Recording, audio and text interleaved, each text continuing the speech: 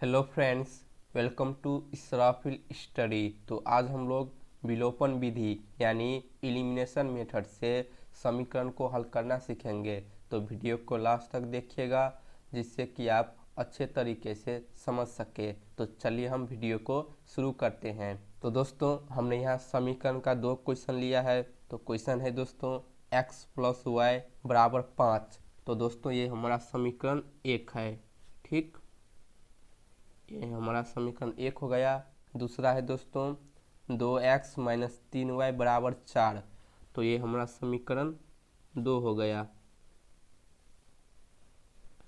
तो दोस्तों हम इसे विलोपन विधि से हल कर रहे हैं। तो आपको विलोपन विधि के बारे में पता होना चाहिए, यानी हम विलोपन विधि से किस तरह समीकरण को हल करते हैं। तो देखिए, विलोपन विधि का मतलब ये होता है कि हमें यहाँ दो समीकरण दिया होता है।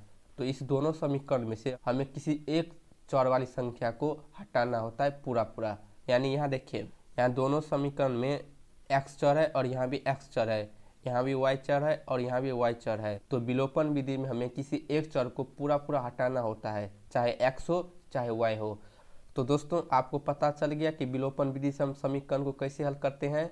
विलोपन विधि का मतलब कि हमें समीकरण में से x चर या y चर को पूरा पूरा हटाना होता है। ठीक है, तो आपको यह ध्यान रखना है। तो दोस्तों हम इस वीडियो में x चर और y चर दोनों चर को हटाकर इस समीकरण को हल करना सीखेंगे। तो वीडियो को लास्ट तक देखिएगा। ठीक है, तो चलिए हम इसे हल करते हैं। तो दोस्तों पहले हम यहाँ x चर को हटाकर इस समीकरण को हल करेंगे विलोपन विधि से। तो दोस्तों हमने यहाँ बोला कि x चर को हटाएंगे। तो x चर को हटाने का भी कॉन्सेप्ट है, अगर बराबर होगा तभी हम घटा सकते हैं। यानी यहाँ x है और यहाँ 2x है, तो ये दोनों बराबर है नहीं है। तो बराबर नहीं है तो अगर हम इसे प्लस या माइनस चिन्ह से गुना कर हटाएंगे तो हटेगा नहीं हटेगा। क्यों? क्योंकि यहाँ x है और यहाँ 2x है, यहाँ 2x है। अगर हम यहाँ भी इस x में 2 से गुना करेंगे तो 2x हो जाएगा। फिर हम माइनस कर कर इसे हटा सकते हैं, यहाँ से हट जाएगा पूरा। यह है हटाने का कॉन्सेप्ट। जब भी हम किसी एक चर को हटाएंगे, चाहे x हो चाहे y को, तो पहले हम उसे बराबर करेंगे। अगर पहले से बराबर है तो माइनस प्लस चिन्ह से गुना करके उसे हटा देंगे। अगर नहीं है तो पहले हम किसी संख्या से उसे गुना करेंगे, फिर हम लास्ट में हटाएंगे। तो दोस्तों हम यहाँ x चर को हटा रहे हैं। तो यहाँ 2x है और यहाँ x है। तो अगर हम इसमें 2 से गुना कर देंगे तो क्या होगा, ये 2x हो जाएगा। तो हम समीकरण एक में 2 से गुना कर देंगे। ठीक है, सिर्फ x में गुना नहीं करेंगे, पूरे समीकरण में हम 2 से गुना करेंगे। तो चलिए अब हम यहाँ लिख लेते हैं समीकरण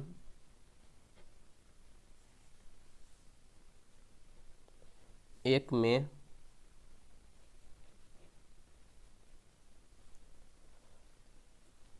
2 से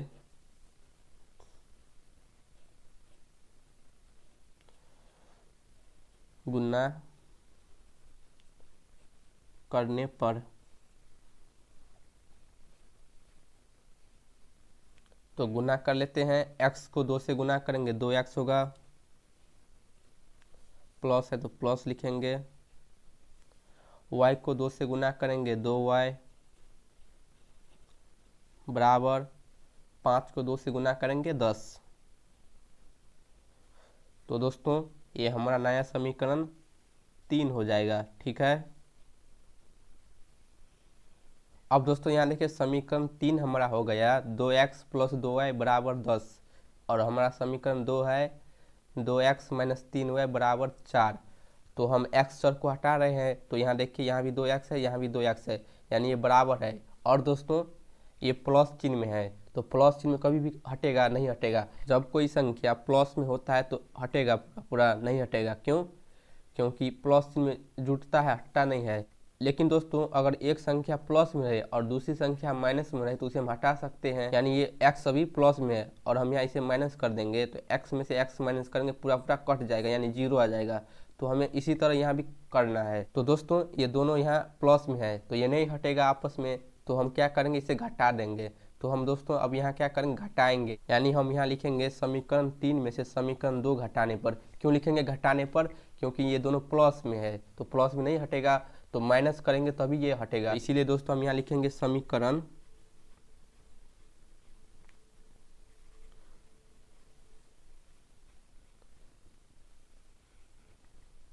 3 3 में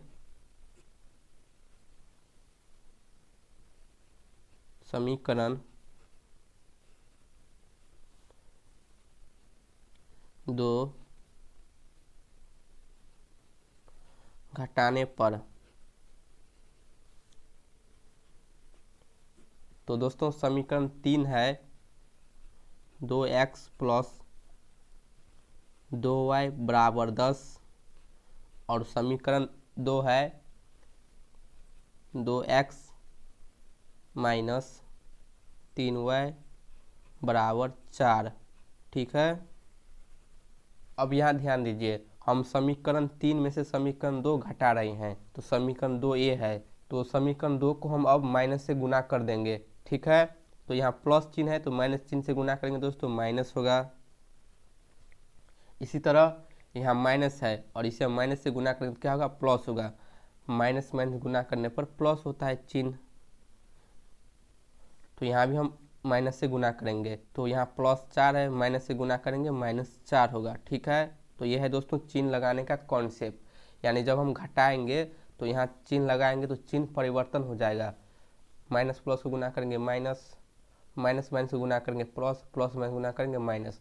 अब दोस्तों हम नया चिन्ह को देखेंगे, यानी यहाँ प्लस 2x है और ये माइनस 2x है। इसी तरह यहाँ प्लस 2y प्लस 3y है। इसी तरह यहाँ प्लस 10 और -4 है। तो दोस्तों अब हम प्लस 2x में से -2x घटाएंगे तो पूरा पूरा कट जाएगा, यानी 0 आ गया, यानी ये हट गया, 0 हम नहीं लिखेंगे। अब यहाँ देखिए प्लस 2y प्लस 3y, तो इसे हम अब जोड़ सकते हैं, कितना होगा 5y बराबर, यहाँ है प्लस 10 और -4, तो 10 में से 4 माइनस करेंगे 6, तो y बराबर हो गया दोस्तों 6/5।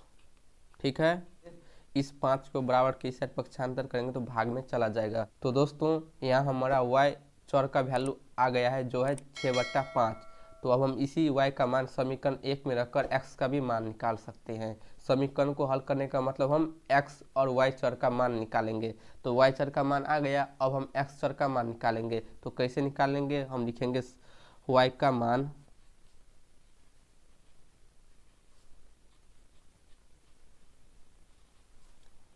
समीकरण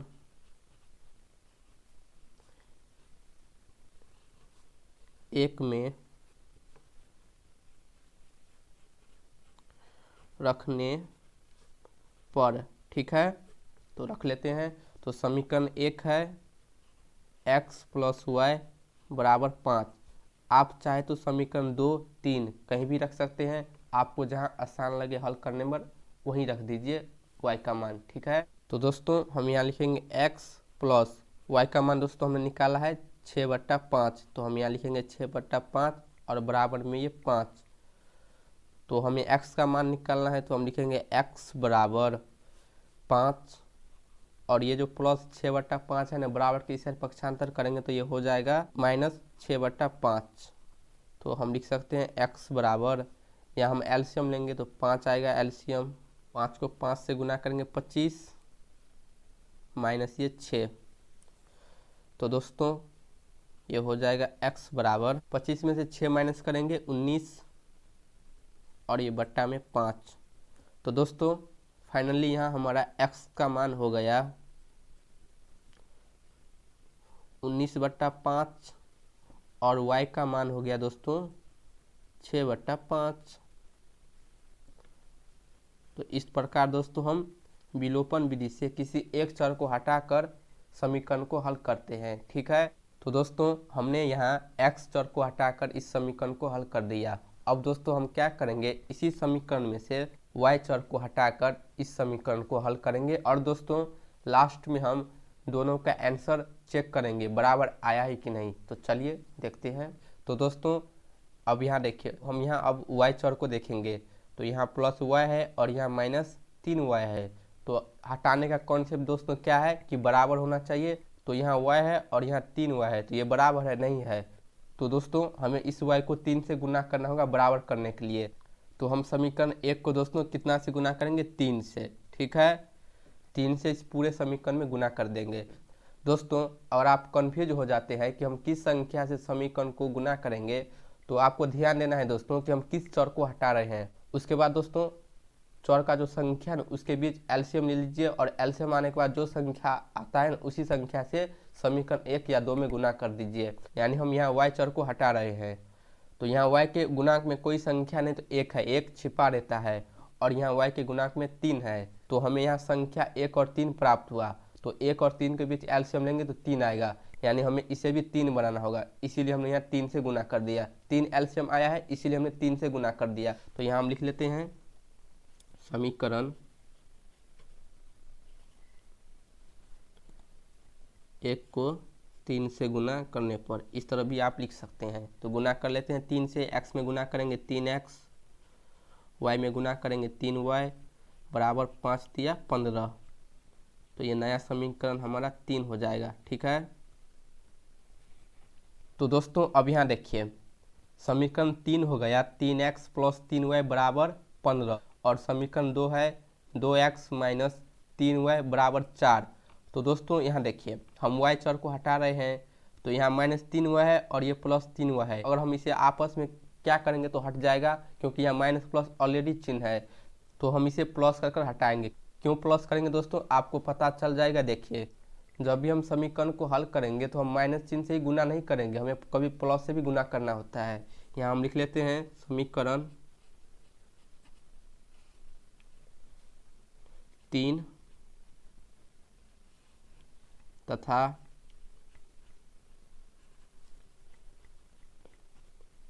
समीकरण 2 को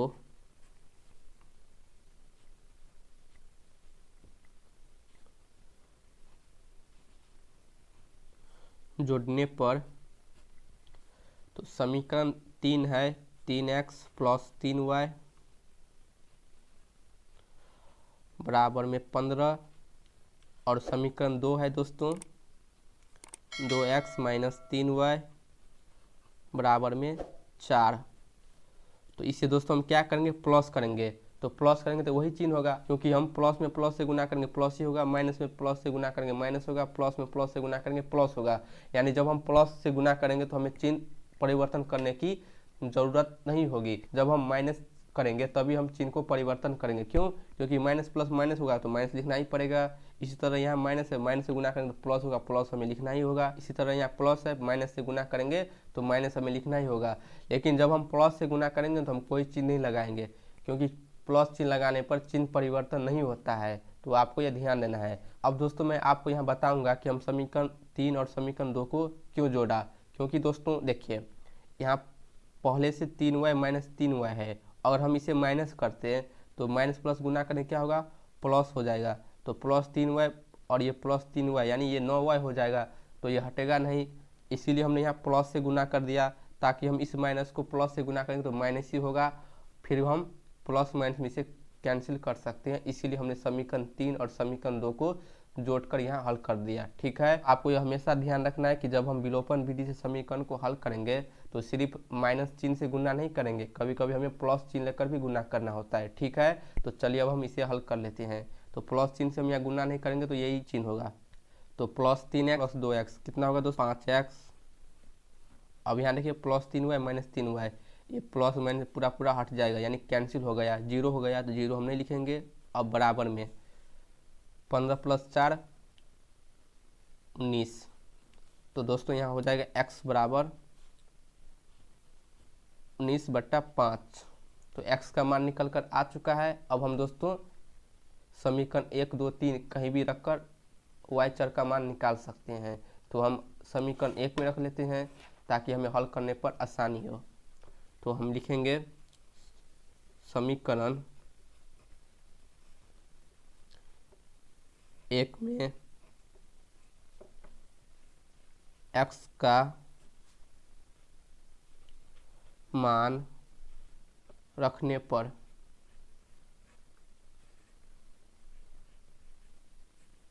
तो समीकरण 1 है x प्लस y बराबर 5 और x का मान आया है दोस्तों 19/5 प्लस y बराबर में 5।